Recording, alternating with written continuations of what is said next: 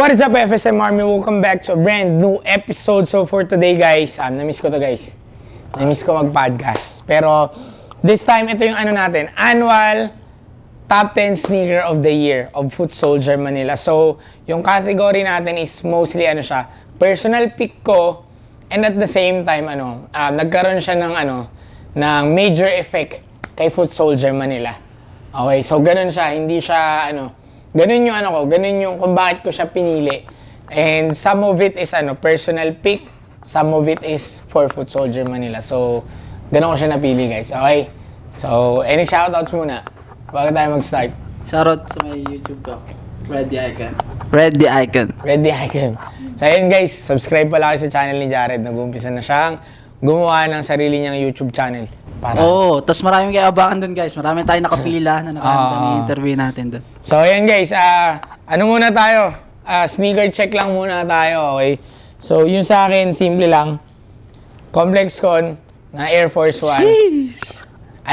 Kakabili lang namin nito guys. So simple lang, tol. All white sneakers lang tayo, par. All white sneakers only. So yan, ComplexCon. B. Wala, wave runner lang. Wave runner lang. Nahiya ako sa inyong dalawa. Uy, magkano pa rin yan? Kahit lang. Ikaw, Jared. Ramel Z, Nike SB. Foot Soldier Manila. Sponsored by. So yun guys, again, first sneaker natin. Ito tayo, top 10, mabilisan. Guys, bago pala tayo sa top 10 sneaker natin, okay, magkakaroon tayo ng honorable mention. Okay. Sobrang dami kasing magandang SB na nilabas ngayon. So namili lang ako ng isa na ipapasok ko sa top 10. Pero ang honorable mention ko dito is Nike SB Jarritos. So, kasama siya sa honorable mention ko. So, agree ba kayo na wala siya sa top 10 or... Ako agree. Agree? Hindi ko siya magkanong trip. Okay. Ikaw, B? Ako hindi. Hindi ka agree? Top 2 ko yun eh. Top 2 mo siya. Okay. Doon ako nag-start my love sa SB dahil sa okay. Jarritos. Yun nga kasi, minake sure ko na kunwari, per category, isa lang yung papasok. Kasi nga, the best of the best for the year eh. So, namili lang ako sa lahat ng SB.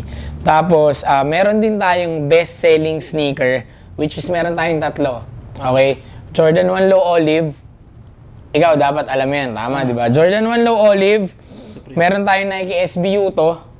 Okay? And then, Vomero 5 na Supersonic. Actually, any Vomero is just nag-stand out yung Supersonic. Tama. Sa lahat ng Vomero. Sa lahat ng Vomero, Supersonic. Okay, pero meron din tayong, abangan nyo, meron tayong colorway na ipinasok sa top 10. Parang alam ko na yung bago mong dala. Hindi, basta mamaya. Mahan natin yan. So, ayun guys, dito na tayo sa top 10. So, ang top 10 natin is the Big Red Boots. So, kayo guys, bago ko sabihin bakit ko siya ipinasok sa top 10 ko, your thoughts about this pair? Ako, agree ako. Kasi nga, unang-una bago sa mata. Pangalawa, sobrang, siya nadala ng mga rapper eh. Rapper, model, kung paano nila dalin yung sapatos. Tsaka para magkaroon tayo ng idea kung paano natin siya dadalin sa sarili natin. Okay. So, sakto bagay sa fit mo yung red ngayon, no? Red Icon. Ikaw, B? Sa akin, okay naman siya. Yun nga, may binabagayan lang. Hindi nga lang talaga siya para sa Hindi lahat. siya para sa lahat, Pero feeling ko alam ko kung ba't mo pinasok sa top 10. Sige. Pero ikaw sige. na, ikaw. Sige.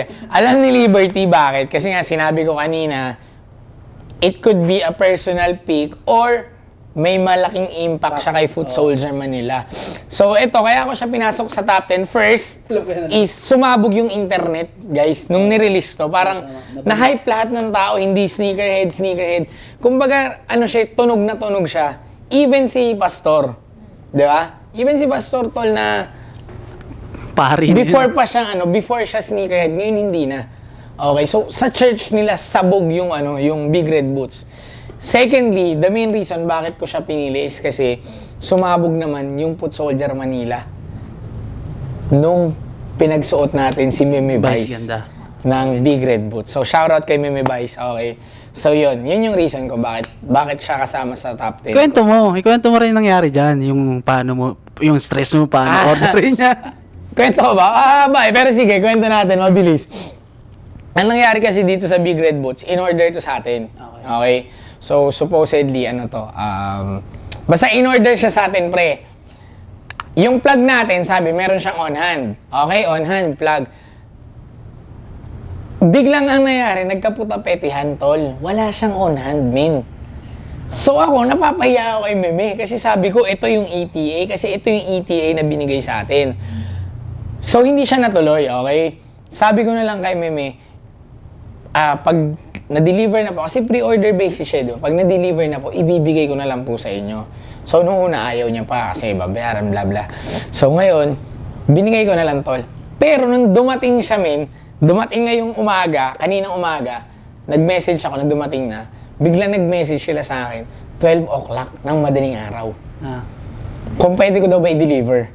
Ang madaling araw. Tol, tulog na ako, tol. Nagising lang ako kasi vibrate ng vibrate yung phone ko. Nag-message sa akin si Brother Ayon. So ako sabi ko, sige brother, game. Baba ako, punta ako dito sa store. Yung kotse, pre, sa Quezon Ave, nagwa 120 ako kasi nagmamadali ako. Kasi nga sabi ko, gusto ko ma-deliver ng maaga kasi nga nakakahiya pag antayin sila. Tama. Pumunta ako dito sa store, pinick up ko, pinadeliver ko. Imagine mo, tol, from bahay namin papunta dito, normal travel time is 15 minutes. Tin-travel ko siya ng 8 minutes, min. 8 minutes, 120 yung takbo ng kotse ko, pre, para lang ma-deliver. Kaya ganun din si Meme Vice kasi gusto niya siya yung una magsuot. Tapos, tol, Sa Pilipinas, the diba? next day, hindi, nalungkot na nga siya kasi si Andrea pinadala niya. The next day, sinuot niya, min. Tapos sobrang tuwan-tuwa siya. Alam kong genuine yung happiness na nabigay sa kanya ng shoes kasi 2 days straight niyang suot, tol. Oo, tama. Diba? Sa Dalawang showtime. forma, isang girly, isang medyo high High beast beast. shit. Sa Diba? showtime, So, parang kaya parang etong nasa top 10 ko siya. So, yun. Doon tayo sa next, guys. So, next sneaker, this is gonna be the A6 Gel Kayano. So, eto siya, guys. Ako, sige, anong masasabi niyo dito? 9. Top 9. Top 9. Wala, ako hindi. Hindi ka agree? Hindi. Simple lang. Kung hindi ka- magaganyan ako, bumero na lang. Okay, ikaw, baby. Ano eh. Hirap no? Oh, yeah. Yari kayo kay Tony. Hindi maganda siya. Pero parang hindi lang niya spot yung number 9. Oo, hindi niya spot. Hindi niya spot yung number 9, so dapat wala siya sa top 10. Oh, parang- Sabihin ko sa inyo yung reason bakit ko siya sinama sa top 10, okay? Medyo futuristic pick ko kasi to, pre. Next year, for me, this is one of the next big thing. So kaya ako siya pinili ngayon kasi ngayon siya ni-release. Etong mga A6 Kayano. May collab siya kay Keith, may collab siya kay ALD, which is Amelie Andor. Oo. Oo, tama. So ako, medyo futuristic pick, pero yun yung reason. I think this is the next big thing next year. Pero kasi ngayon siya nire-release kasi eh. Kumbaga ngayon siya nag-start yung collabs. So sinama ko siya for 2023 ko. Okay, next. The New Balance ALD 8060 V2. Okay? So, hindi rin. Hindi kasi baka sabihin ng mga tao, puro tayo Nike, puro tayo Nike. tama naman. Eh. Pero ako, may mga pinika akong ganito, which is may reason din talaga. Ikaw. Ano lang, sakto lang din. Hindi yan yung silhouette na gusto ko sa New Balance. Okay. Yeah, I agree. Alam ko yung gusto mong silhouette eh. Sasama ko dapat yun eh, pero chinap-chap ko yun eh. Kasama yun. Kasama talaga dapat yun yung gusto niya. O ikaw, bakit naging top 8? Actually, tol, one of the best-selling New Balance ko kasi to, pre. Kaya ko siya sinama sa New Balance. So, nung namili ako sa New Balance, pinili ko para kay Foot Soldier muna. Kasi may isa pang pumasok yata eh. So, ito, one of the best-selling New Balance. And, yun nga, collab siya kay ALD. Yung resale niya is not too high, not too low din. So, sakto lang siya. Unlike dun sa mga unang collabs niya with New Balance. So, yun. Foot Soldier reason to. Kaya ako siya pinili. Next tayo. Next sneaker natin. Ano na to? Top ano to? 7. Top 9, 9, 8, 7. This is the top 7 sneaker. Okay. Keith Toronto Open sneaker. New Balance. New Balance Keith Toronto Open. So, ito siya, guys. Sa akin, tama lang na top 7 siya. Kit eh. Keith, okay. Tapos New Balance pa. Okay. Nonsense. Ikaw, B. Sa akin, oo. Gusto ko yan. Naalala ko, inabangan na nga natin yung Oo, nag-release. tama. Gusto ko talaga yan. Gusto ko rin yan. So ako, the main reason bakit ko sinama to sa top 10 ko na supposedly isang New Balance lang talaga dapat. Okay. Sinama ko siya sa top 10 ko kasi tol, normally si Keith, pag nag-open ng store, Air Force One. Di ba? May Hawaii tayo dyan, may Tokyo tayo dyan, may New York tayo dyan. Most of the time, Air Force One, okay? So this time, gumawa si Keith ng New Balance. So for me, lumabas siya sa, sa comfort zone. Okay? Yun yung And ibig ko sabihin. kaya para sa akin, pinasok ko siya sa top 10 sneaker of the year ko. So yun, alam niyo naman ako, sobrang hilig ko sa Keith, di ba? May ano pa rin siya, may soft spot pa rin sa akin yung Keith kahit sawang-sawa na kasi naka-girls don't cry tayo ngayon di ba? So, hindi mo nalata guys. Yan, bagay no? Sa Girls Don't Cry na. Kaya nga eh. Kaya nga. So next tayo. So our top 6 pick is the Vomero 5 Doernbecher collaboration. Okay. So this is my top 5. Siyempre kailangan natin maglagay ng Vomero dyan guys. Pero for me ito. Top 6? Top ano ba Top to? 6. Top 6. Sa akin, ano?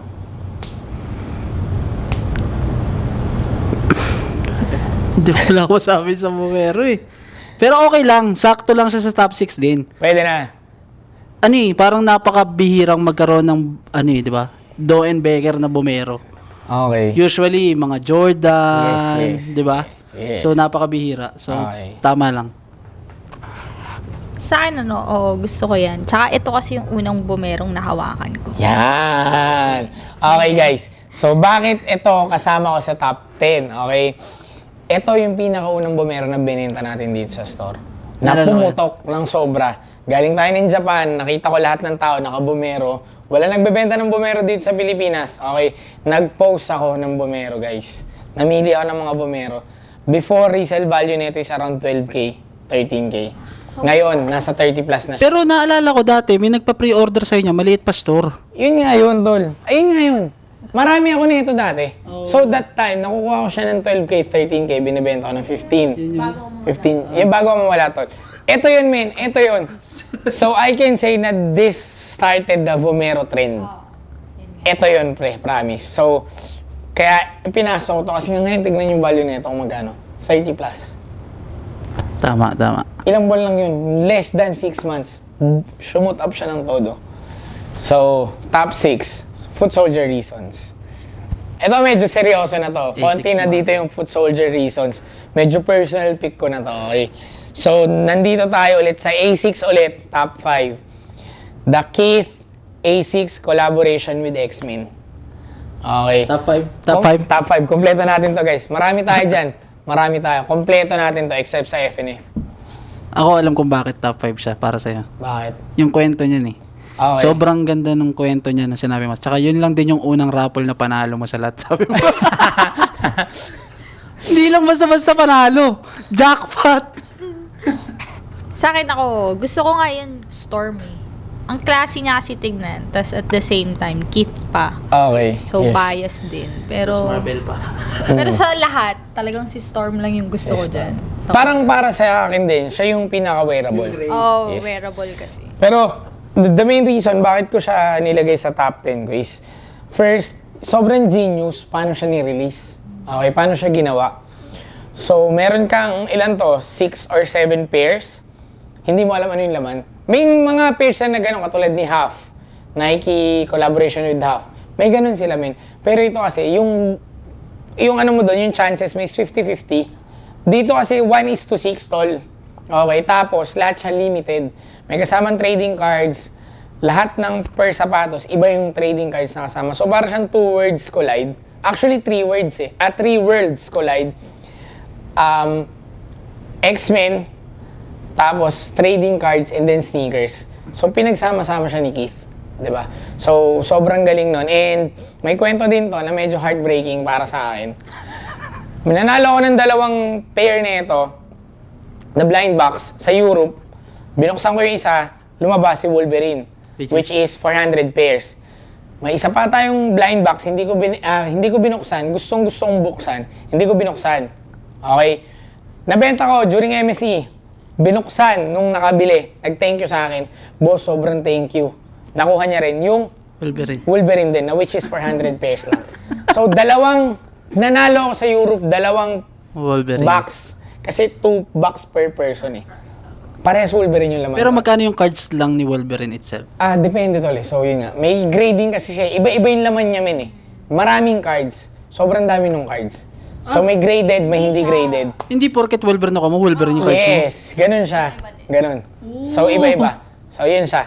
Top 5. So, guys, next natin. Imposible naman, sobrang hipokrito ko, guys, pag hindi ako nagsama ng Samba. Pero this time, this is a collaboration with Keith and Clarks. Kukwento ko sa inyo yung kwento nito kung bakit ko to sinama sa top 5. Sa top, ano na ba to? Top 4? Oh, 4. Top 4 sneaker. Ako, wala akong masabi. Ngayon ko lang siya nakita eh. So, no comment ka? No comment ako. Ikaw, baby. Mas gusto ko yan kaysa sa normal na. Samba. Okay. So, the Class. main reason bakit ko to sinama tol is, syempre, Keith, mahilig ako sa Keith. Ni-release to tol, raffle, via raffle. Okay? Sobrang dami nag-entry. Sa sobrang dami nag-entry, ang ginawa ni Ronnie Fieg and Keith and Adidas, nagpa-pre-order sila tol. Sa sobrang dami nung nag-entry, na hindi nila ina-expect na ganun karami yung may gusto nung pair. Nagpa-pre-order sila na i-release 6 months bago ma-deliver sa'yo.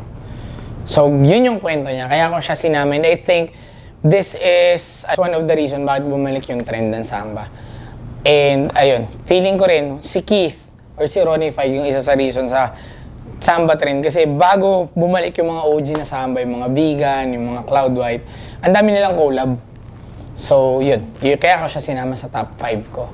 Top 4 na to bale, no? 4. Top 3 na. Top 3, okay. Basic na to, guys. Okay, top 3. Ito na yung SB na sinasabi ko sa inyo. So, nag-cut off tayo ng napakaraming SB. Ang dami. May Crenshaw, may Yuto, may Haritos, may Born and Raised. Pero ang top 3 natin is si Ramel Z. I think this is my top 3 sneaker of the year. Ako, tama lang. Di ba ako matatanong, top 3 ko rin to? Oo. Kasi ang top 1 kasi, yung isa. Ako gustong-gusto ko talaga yun. Top 1 ko. Tama na yan. So, hindi ka agree na top 3 lang siya. Parang ganun eh. Dapat top 1 yun, hindi. Pero ako, yun. Ano ko kasi siya eh. Vibe ko siya talaga. Okay. Magaganyan yung pormahan ko eh. So ako, yun lang, basic nga lang. Bakit siya yung napili ko? Kasi for me, this is one of the best SB na ni-release recently. And nandun siya sa Paris vibes eh. Ganun yung vibe niya sa akin. Parang siyang Paris tol. Yung vibe ng sapatos sa akin. And sabi ko, before SB of the year ko is the Born and Raised. Pero nagbago yung isip ko. Kasi nung nandun na, nung itinabi ko na siya pre, magkatabi na sila. Wala, panis na panis yung Born and Raised. So for me, Ramel Z, top 3. Okay. Next sneaker tayo. Top 2. Okay. So our top 2 sneaker is the Jordan, my Jordan of the year naman to. Okay. So the Jordan 4 SB Pine Green. Ako agree. Kasi sa lahat ng J4 na nirelease na kasabay, ng taon na yan, lahat ng J4 siya lang yung tumaas. Siya lang yung... Okay. Resale value. Oo, Okay. resale value. Tsaka siya lang din yung parang inano ng masa talaga eh. Pine green, no? Mhm. Ako din. Tsaka quality-wise, ang ganda ng quality ng J4 na to. Sobrang linis ba niya tignan? So ako, kaya ko to napili itong Jordan 4 kasi una, ang sarap niya sa paa. Pinakaunang Jordan 4 na masarap sa paa para sa akin. Pangalawa, basic color pero yet fresh yung itsura niya. Super fresh. Basic pero fresh. So bihira tayo makita ng mga ganyang colorway. Third, yung kwento paano siya binuo, parang ang sabi, win-air test siya for 2 years. 2 years siyang tinatry gamitin kung pwede ba talaga yung technology and whatnot. So yun, ako ito, top 2 ko to. Tama naman. Okay. Top 1. So itong top 1 natin guys, actually hindi ko to hindi siya yung personal pick ko eh. Yun nga eh. Kasi dalawa talaga dapat. Pero kasi sneaker of the year, hindi pwedeng dalawa. Tiffany. Isa lang. Pero kung ako papapiliin, sneaker of the year ko is the Murakami Air Force 1. Okay. Murakami Air Force 1. Kung ako lang masusunod, yun talaga. Technology-wise, nakita nyo naman, pwede nyo siyang i-legit check gamit yung phone. Itatap lang natin yung chip, malalaman natin kung legit or hindi. Okay? Pero ang pick ko talaga is the Air Force 1 Tiffany. Ako? Ikaw? Hindi. Ako hindi. Mas okay ako yung sa Murakami mo kaysa dyan. AOB. Kasi doon sa Murakami mo, sobrang ganda ng kwento eh. Mm. Kesa dyan eh. Kasi yan, common eh. Tiffany itself. So mukhang luxury something talaga. Not like Murakami, yung kwento nga sinabi mo na nilabas mo sa vlog mo na hindi siya nilabas sa market pero sa trading siya nilabas, Kaya mo siya di ba? Oo, kaya mo siyang i-mint para makuha ng Meron pera. tayo nun guys sa baba. Kung gusto nyo makakita, pumunta kayo dito sa store. Ako, feeling ko deserve naman. Kasi kung ako magkakaroon ng black shoes, eto yun. Tapos, Hindi phantom. hindi. Tapos, ang ganda niya kasi, pwede siyang maging formal. Yan. Pwede siyang maging pang streetwear vibes. Aha. At the same time, sobrang classy pa ng collab na yan. Kasi syempre, Tiffany yan. Yes, yes. Pero hindi siya ganun sobrang tumaas. Like, ine-expect ko. Feeling ko kasi talagang shoot up din yan. Feeling mo mag 100 plus siya ganun? Oh, hindi. So, affordable pa rin. Lalo na between Travis, Frags, or ito. Alam mo, may magagalit, pero Tiffany ako. Mas agree. gusto ko yun. Kaya ako, feeling ko para sa akin, deserve niya yung top. So ako, the main reason bakit ko to pinili is medyo personal pick and medyo foot soldier pick.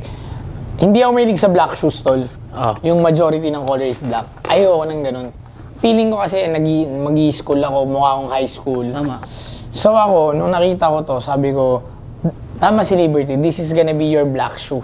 Ito yung black shoe na pag hindi ka nagba-black shoes, ito yung isusuot mo, pipiliin mo siya, and sobrang nagalingan lang ako na meron siyang silver sa likod. Diba? Real silver yan eh. Talaga. Yes, real silver to represent Tiffany, the company itself.